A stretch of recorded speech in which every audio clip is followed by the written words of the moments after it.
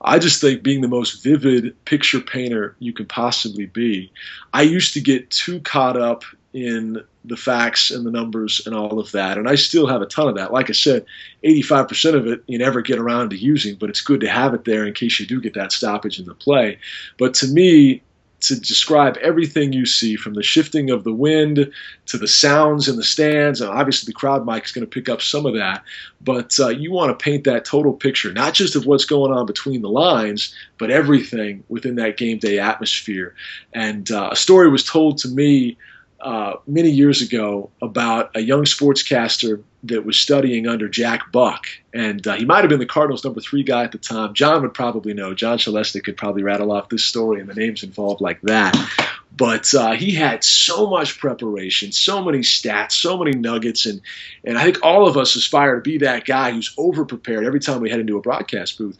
But if you have so much of that you're constantly looking down at your boards to pull out more facts to fit into here and there, suddenly you lose sight of what's out there. And as the story goes, and again, this was relayed to me through many folks, but Jack Buck picked up the spotting boards of this young sportscaster and threw them in the trash can and said, "The game's out here, not down here," pointing at his spotting boards. "The game's out here on the field, out the window, out the booth. Keep your eyes out there. Describe everything you see. Be as colorful and imaginative as you can possibly be, as descriptive as you can possibly be. Don't be looking down to see what the on-base percentage plus the slugging percentage might be. Some folks might care, but most folks just want to listen to a story being told."